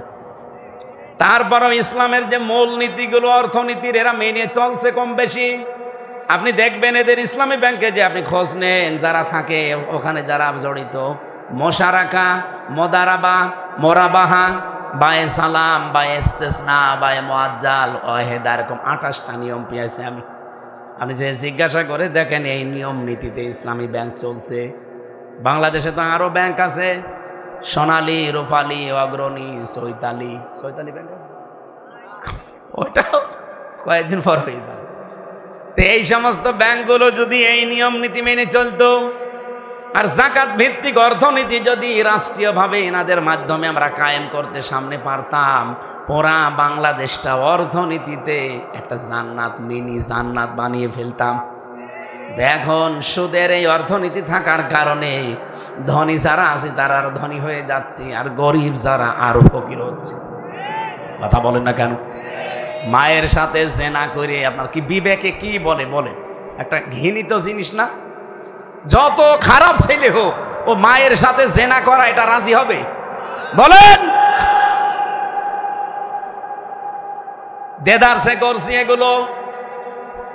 এক্ষণে যারা তওবা করলেন যে আমি আর সুদের টাকা নেব না, যেগুলো নিয়েছি ভুল করেছি, আপনার মাফ হয়ে যাবে। এরপরও যদি জানা শোনার পরে আবার বাবা শাহজালাল সব হালাল, জীবনও মাফ হবে না আপনার। কারণ না জেনে গোনা করলে মাফ হবে তওবা করলে, আর জেনে শুনে গোনা করলে আপনার মাফ নেই। আলামি ওসিররু আলা মা ফাআলু ওয়া হুম ইয়ালামুন। ওদের গোনাগুন যে 5টা, তার ভেতরে একটা এই মানুষগুলো কোনোদিন আর ওই কাজ রিপিট করে না যেটা আগে করে ফেলেছে। এই জন্য যারা এতদিন করে ফেলেছি, বুঝে হোক না বুঝে হোক, যায় তওবা করলে শেষ। কিন্তু এখন যারা জানলেন, টাকা যারা ছেড়ে রেখেছেন আজকেই, এমনকি এটা তো অনেক গ্রাম অঞ্চল না, জমি জায়গা চাষ করে খায় না অনেকে। আমি ডক্টর মিজানুর রহমানকে তো বলা যাচ্ছে না, স্যার তো আর এলাকায় আসে না, ঢাকায় থাকে। আবুল কালাম আজাদ ভাই, ওনার আমি 1 বিঘা জমি দিলাম, 1 লাখ টাকা নিলাম, নাকি এই এলাকায় মানে কম আছে 10,000। 3টা নিয়ম আছে। এখানে 1 লাখ টাকা দিলাম, 1 বিঘা জমি দিয়ে দিলাম, যতদিন উনি করে খাবেন টাকা ফেরত দেওয়া লাগবে না। যখন জমি ফেরত দিয়ে দেবে টাকা ফেরত নিয়ে নেবে। এটা আছে না বন্ধক? না না, এই বন্ধক বাদ দেওয়া লাগবে না। একেবারে সত্যি কথা বলবে, মিথ্যা বলবে না। কারা কারা এইটাই আছেন হাত তোলেন। 1 জন 2 জন থাক, ও ছাতা ওয়াজ করার দরকার নেই, সব আল্লাহর ওলি বসে আছে। এই কাজ যদি করে, যেহেতু জায়েজ হচ্ছে না ভাই, এটা বাদ দেওয়া লাগবে। আমার এলাকায়ও ছিল, কুষ্টিয়ায়, এখন অনেক বাদ হয়ে গেছে। 2 নাম্বারের, এটা বন্ধক বলে না। 2 নাম্বারের নিয়ম হচ্ছে, আপনি 1 বিঘা জমি দিলাম, বছরে বছর আপনি চাষ করে খাবেন, হয় 10,000 12,000 টাকা আমারে দিয়ে দেবেন। এটার নাম কি? হারি। এইটা ঠিক আছে,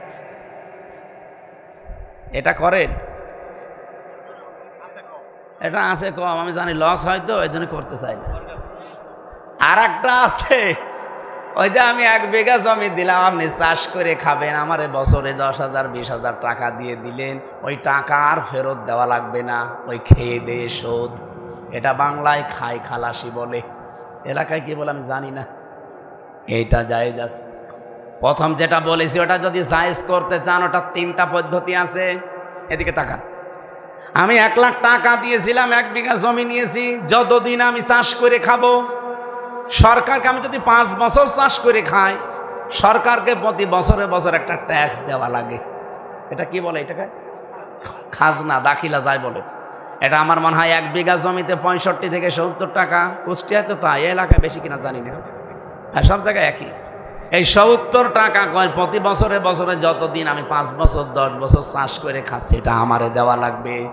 2 নাম্বারে যখন ওনারে টাকা ফেরত দেব, 1 লাখে কমপক্ষে 10 থেকে 15,000 টাকা আপনি কম নেবেন। হুজুর এটা লস হয়ে যাবে। আরে ভাই, লাভ লসের যদি সম্ভাবনায় না থাকে, কিসের ব্যবসা করছেন? মশা রাখার ভেতরে 6টা নিয়ম আছে, মোদারাবার ভেতরে 6টা নিয়ম আছে, মোরাবাহার ভেতরে 6টা নিয়ম আছে, 3 6 18। এগুলো ভাগ ভাগ করে আমি প্রায় 28টা পেয়েছি।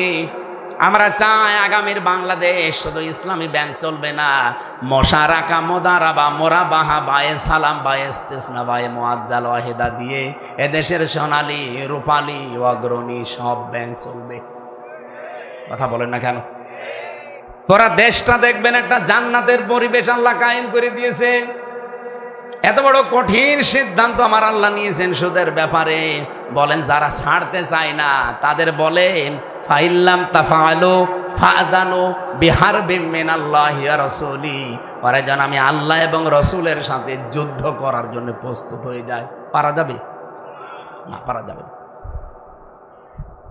আলিল্লাহি জুনুদুস সামাওয়াতি ওয়াল আরদ। আসমান জমিনের সৈন্যবাহিনী কার? বলেন বলেন।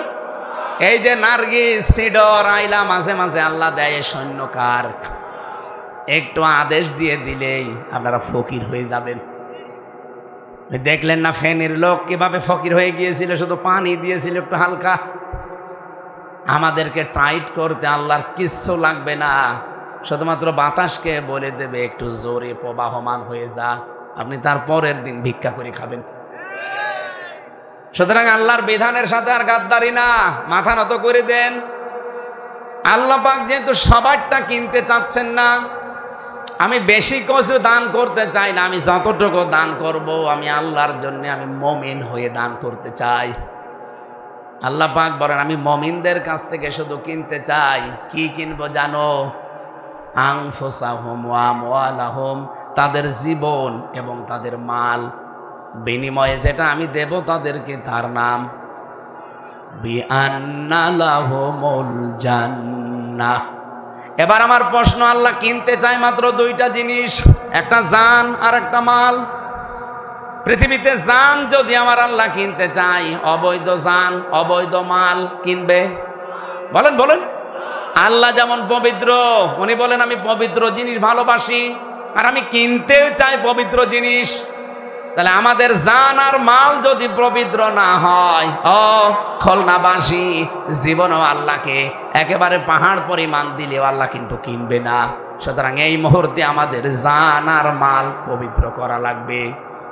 জান পবিত্র করতে হলে বারবার গোসল করা লাগবে।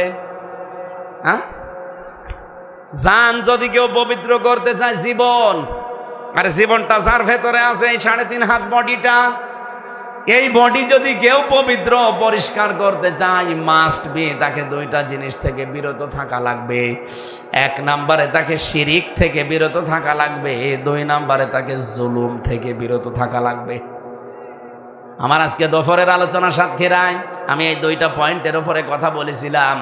কেউ যদি আল্লাহর কাছে বিকৃতি হতে চান, বিক্রি হতে চান, কেউ যদি আল্লাহর কাছ থেকে নিরাপত্তা, স্বস্তি, শান্তি এগুলো পেতে চান, কোরআনে কারিমে আল্লাহ সূরা আনআম 7 নম্বর পারা 17 নম্বর পৃষ্ঠার 1ম নম্বর লাইনের 82 নম্বর আয়াতে ঘোষণা দিয়েছেন, আল্লাযীনা আমানু ওয়া লাম ইয়ালবিসু ঈমানাহুম বিযুলমিন উলাইকা লাহুমুল আমন, ইলা আখির আয়াত। আল্লাহ বলেন যারা ঈমান আনার পরে তাদের ঈমানকে জুলুমের সাথে, শিরিকের সাথে মিশ্রণ করে না, এই মানুষগুলোর জন্য আমি আল্লাহর পক্ষ থেকে নিরাপত্তা, এরাই নিরাপত্তার হকদার।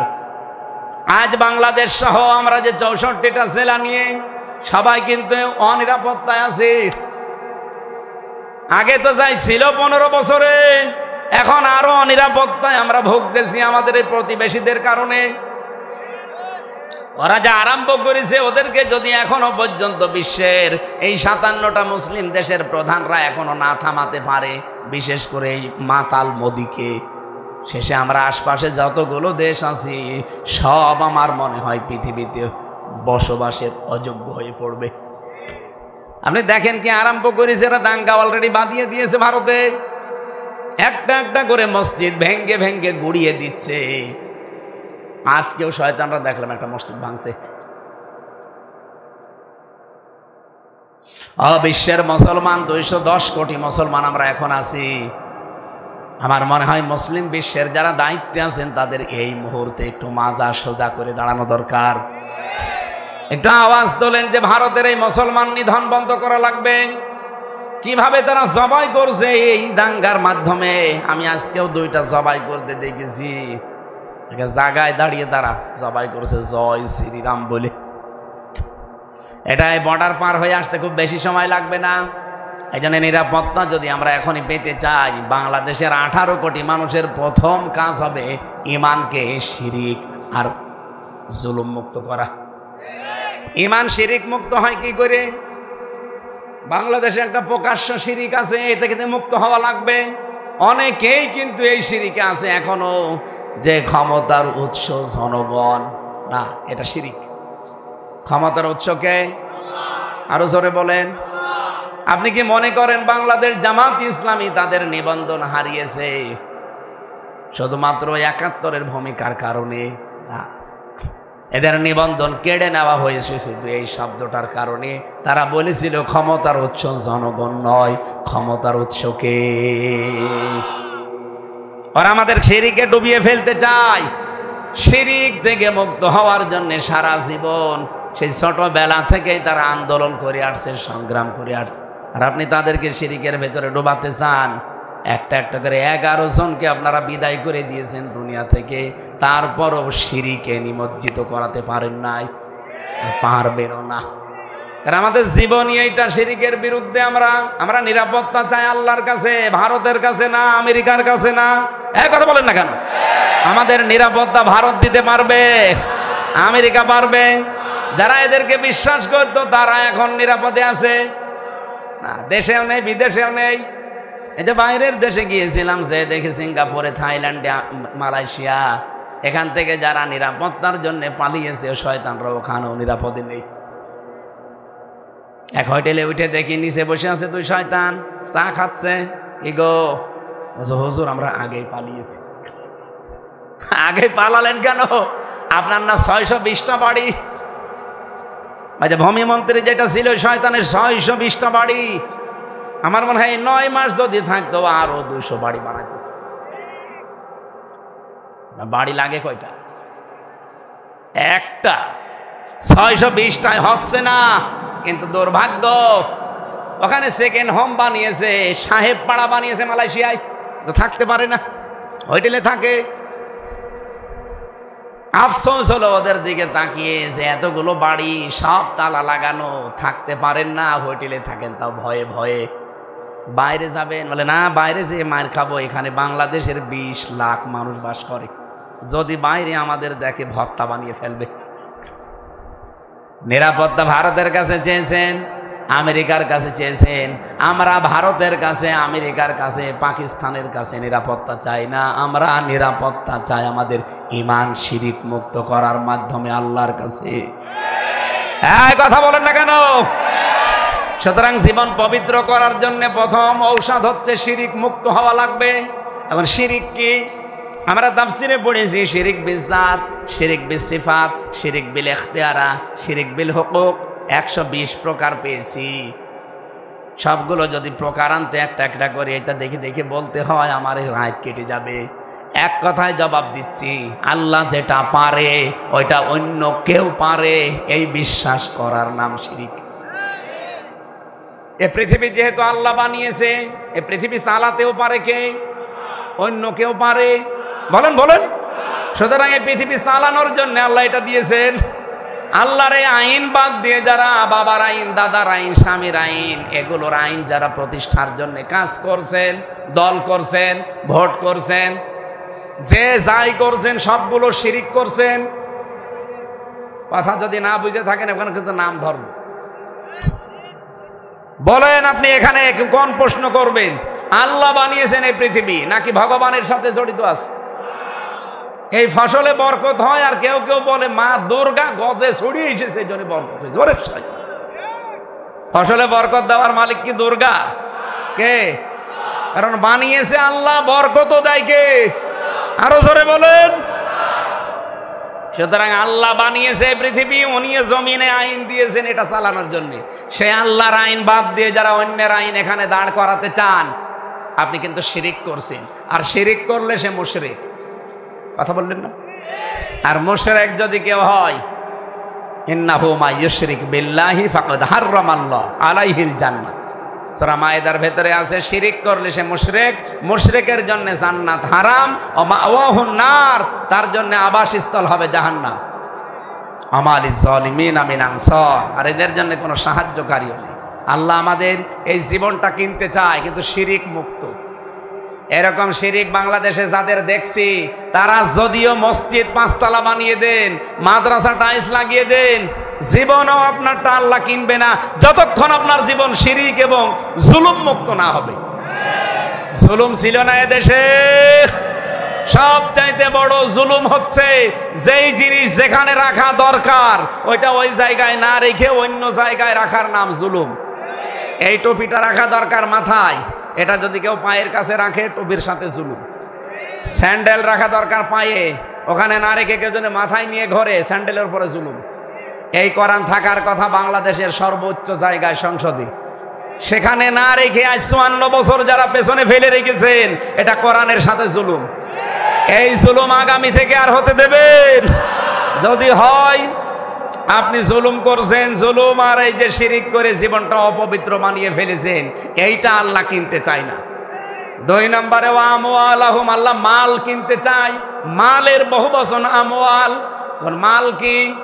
মাল মানে যেটা মরে গেছে, আবুল মাল, আব্দুল মুহিত, নাকি যেটা এটা পালিয়েছে, অর্থমন্ত্রী কামাল, লোটাস কামাল, কোন মাল? মালের ব্যাখ্যায় আমি 9 প্রকার পেয়েছি তাফসিরে। মাল মানে শুধু আবুল মাল আর কামাল না, মাল মানে 9টা জিনিসকে মাল বলা হয়। 1 নম্বরে নবীজি বলেন, আদ-দুনিয়া কুল্লুহা মাতাউন ওয়া খায়রু মাতাঈদ দুনিয়া ইমরাতুস সালিহা। এই পৃথিবীর সব কিছুই মাল সম্পদ, এর ভেতরে উত্তম সম্পদ, উত্তম মাল হচ্ছে আল্লাহওয়ালা নেককার মেয়ে মানুষ। এক কথা বলছেন না কেন? আমি হাদিস বানালাম স্যার। আপনি তাফসিরে ইবনে কাসিরে দেখেন, মালের ব্যাখ্যা এভাবে লেখা আছে, পৃথিবীর সব কিছুই নবীজি বলেন মাল সম্পদ, কিন্তু এর ভেতরে উত্তম সম্পদ আল্লাহওয়ালা মেয়ে মানুষ। এখন আল্লাহওয়ালা মেয়ে মানুষ কোনটা? আল্লাহ তো কিনতে চায়। আল্লাহওয়ালা মেয়ে মানুষ ওইটা যেটা প্রতিদিন ৮-৯টা করে সিরিয়াল দেখে। নাকি এলাকায় কারেন্ট নেই, সিরিয়াল দেখে না? ভারতের সিরিয়ালগুলো আপনি দেখেন, আপনার লজ্জা করে না? মুসলমান মেয়ে আপনি। ভারতের মমতা ব্যানার্জি পর্যন্ত বলছে ভারতের এই সিরিয়ালগুলোতে স্টার জলসা, স্টার প্লাস, জি বাংলা, জি প্লাসে কোনো শিক্ষা নেই, শুধু ঘর ভাঙা ছাড়া। সে একজন হিন্দু মহিলা বুঝে ফেললো, আর আপনি। এই জন্য মুসলমান মেয়েদের জন্য, মায়েদের জন্য ভারতের কোনো সিরিয়াল দেখা জায়েজ নেই। কথা বলছে না কেন? আজকে থেকে তওবা করবেন মেয়েরা। অনেক মেয়ের এত আকর্ষণ, যদি রাতের বেলা দেখতে না পারো, বা রাতের বেলা না পেরে সকালে কাজা তুমি মনে হচ্ছে তো ওরে বাবা নামাজের কাজা করছে।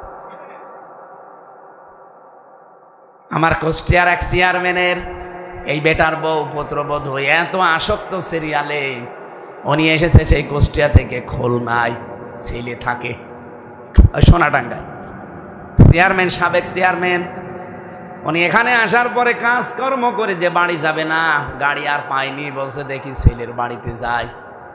সালাম দিয়েছে, যে কলিং বেল টিপে ভেতর থেকে আওয়াজ আসছে, কে? আমি। গলার আওয়াজ শুনে বুঝেছে বাবা। তে গাড়ি পালাম না, তাই চলে এসেছি। ঠিক আছে আসো। স্ত্রীকে বলছে আমার বাবা এসেছে, তাড়াতাড়ি রান্না করো। রাত তখন 11:30 বাজে। বউ বলছে দেখো আমি সেই সন্ধ্যা থেকে পর্যন্ত প্রায় 11টা সিরিয়াল দেখেছি, আমি ক্লান্ত। তোমার বাবা তুমি রান্না করে খাওয়া অথবা হোটেল থেকে নিয়ে আসো। এত রাতে হোটেল থেকে খাবার নিয়ে আসবো, তুমি কি করো? এই দুইজনের কথা কাটাকাটি হলে বাবা আবার টের পেয়ে যাবে। এই জন্য বলছে ঠিক আছে। বাবার কাছে গিয়ে বলছে আব্বা তুমি কি খেয়ে এসেছো? বাবা ছেলের বাড়ি কেউ খেয়ে যায়? লজ্জার খাতিরে বলছে ঠিক আছে, আমার খাওয়া লাগবে না, আমার পেট ভরা আছে। অথচ ওর ক্ষুধার যন্ত্রণায় পেটের ভেতরে মোচড় দেয়। কিছুক্ষণ পরে হঠাৎ কলিং বেল কে যেন টিপ দিয়েছে। বাইরে যেয়ে দেখে ওর সাটা ছোট শালা। আচ্ছা দোলা ভাই আজকে আর গাড়ি পাইনি, এই জন্য চলে এসেছি, খেলা করতে করতে রাত বেশি হয়ে গেছে। আচ্ছা ঠিক আছে আসো, তোমার দিয়ে খেলা শুরু হবে। ভেতরে নিয়ে গিয়ে বলছে ওঠো। বলছে পারবো না, তোমার ছোট ভাই এসেছে, এবার উঠিস। রান্না করছে, ছেলে মনে করছে বাবাকে ডাক দে। বলছে আব্বা তাড়াতাড়ি ওঠো, তোমার বৌমা রান্না করেছে, খেয়ে নাও। বাপ তো টের পেয়েছে রান্না কার জন্যে। ভেতর থেকে আওয়াজ দিচ্ছে, বলছে আমার দরজা খোলা লাগবে না, তোরা খেয়ে নে, আমি আর খাবো না। সকালবেলা বাবা কিচ্ছু না বলে বেরিয়ে চলে যাচ্ছে। ছেলে সামনে দাঁড়িয়ে বলছে আব্বা তোমার বৌমা রান্না করছে, তুমি খেয়ে যাবা না? বাবা চোখের পানি টলমল করছে, ডাক দিয়ে বলে বাবা আমি যেদিন তোর শালা হব ওই দিন খেয়ে যাব। আপনি হাসতেছেন, কি বলি আর কি শুনি। কত বড় দুঃখ মনে লাগলে কথা বলতে পারে বলেন তো একজন বাবা, যে রান্না তো আর আমার জন্য না, রান্না তোর শালার জন্যে। আমি যেদিন তোর সাঁটার শালা হতে পারবো সেই দিনই শিখে যাব। আজকে বাড়ি চলে গেলাম।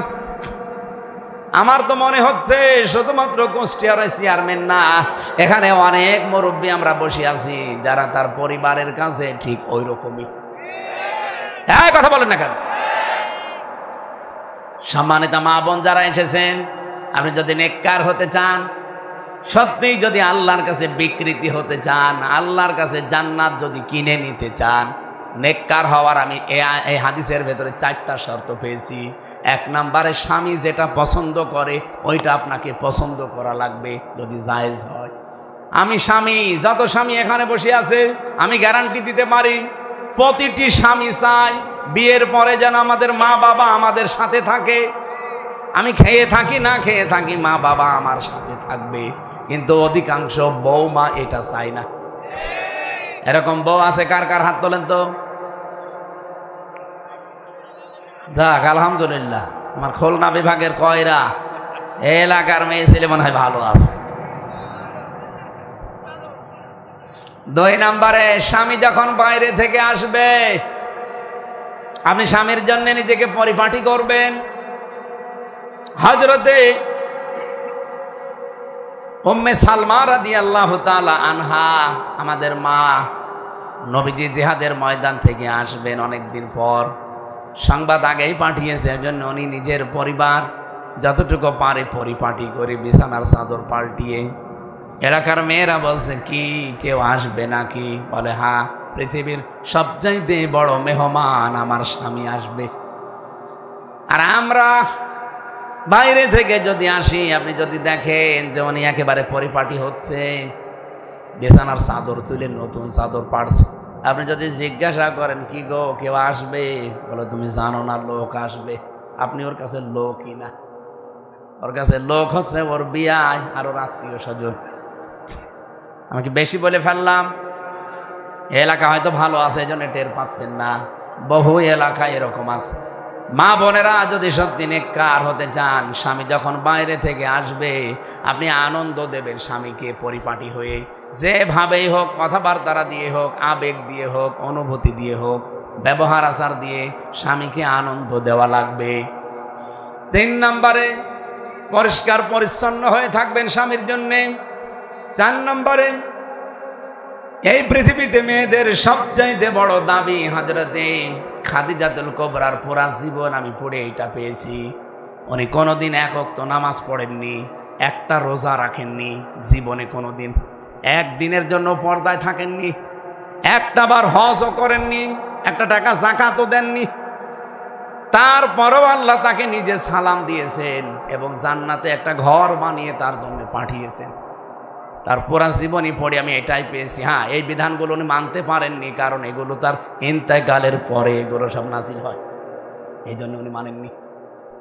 ওনাকে আল্লাহ সালাম দেওয়া, জান্নাতে ঘর বানিয়ে পাঠিয়ে দেওয়ার পেছনে কারণ একটাই, জীবনে কোনো দিন স্বামীর সংসারে থাকতে একটা দিনের জন্যেও স্বামীর মনে দুঃখ দেননি। এখানে আমরা যারা স্বামী আছি, আল্লাহর নাম নিয়ে বলেন তো, জীবনে কোনোদিন আপনার বউ আপনাকে একদিনের জন্য মনে দুঃখ দেয়নি? হাত তোলেন তো এরকম স্বামী। একজন কি করেন আপনি? আপনি কি বউ পেয়েছেন না ফেরেশতা পেয়েছেন? না, আমার তো বিশ্বাস হচ্ছে না, মানে মাথায় তার কাটা আছে। 2 হাত উঠাইছে, বউকে 2টো না, ও চেহারা দেখে বোঝা যাচ্ছে মাথার তার কাটা। হ্যাঁ, এই আপনি কি বলেন আন্দাজে? এখানে একটা মানুষ হাত তুলতে পারছে না? দেখেন তো, প্রধান অতিথি, বিশেষ অতিথি, কেউ হাত তুলতে, আমিও হাত তুলতে পারছি না, কারণ আমি মিথ্যা কথা বলবো কি করে? যদিও ওর বউ নেই, বোঝা গেছে ওর রওশনের স্বাদ আর মাতাল। এটা রেকর্ড হচ্ছে না, হয়তো ম্যাডাম এখন লাইভ দেখতেও পারে, দেখুক, আমার কপালে যা আছে হয়ে যাবে, কিন্তু আমি সত্য কথা বলবো। জীবনে দুঃখ পেয়েছি, আমি এখন হাত তুলবো কি করে? কথা বলছেন এখানে, স্যারও হাত তুলতে পারিনি, তার মানে দুঃখ আমরা পেয়েছি। কথা বলছেন না ভাই? সম্মানিত মা বোনেরা যারা বিভিন্ন জায়গায় বসে আছেন, অনেকে মনে করে আমি নামাজ পড়ি, রোজা রাখি, কালো বোরকা পরি, আমি জান্নাত যাব না। কিসের জান্নাত? আপনি স্বামীর মনে প্রতিদিন 10টা করে দুঃখ দিতে আছেন। আর খাদিজা জীবনে একদিনের জন্য একবারও স্বামীকে দুঃখ দেয়নি, আল্লাহ এই জন্য জান্নাতে ঘর বানিয়ে পাঠিয়েছে। সুবহানাল্লাহ বলতে পারেন না? মেয়েদের এরকম একটা আদর্শ তৈরি হওয়া দরকার না? নেককার হওয়ার জন্য এইগুলো থাকতে হবে আপনার জীবনে।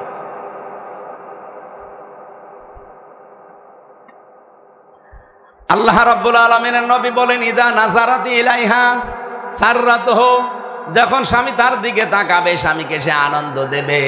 ওয়াইদা গাবা আনহা হাফিজাতুহু, যখন স্বামী বাইরে যাবে স্বামীর যে সম্পদ তার কাছে আছে, তার দেহটা তার স্বামীর সম্পদ, স্বামীর সম্পদ তার সন্তান, তার এমনিতেই যা আসবাবপত্র, বাড়িঘর, এই সম্পদগুলো স্বামী যখন বাইরে যাবে সে হেফাজত করে রাখবে।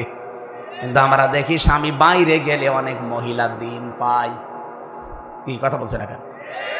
পাশের বাড়ি গিয়ে খালি গেবদ, স্বামীর বিরুদ্ধে যত রকমের উল্টোপাল্টা কথা। আর এগুলো করার পেছনে ভূমিকা পালন করে এই মহিলার বড় বোন আর ওর মা, ওখান থেকে শিখিয়ে দেয়। এমন এমন শাশুড়ি আছে বলে, দেখেন আমার জামাই এত ভালো, আমার মেয়ে যা বলে তাই শুনে, আর আমার এই ছেলেটা একটা কোলাঙ্গার, খালি ওর বোর কথা শুনে।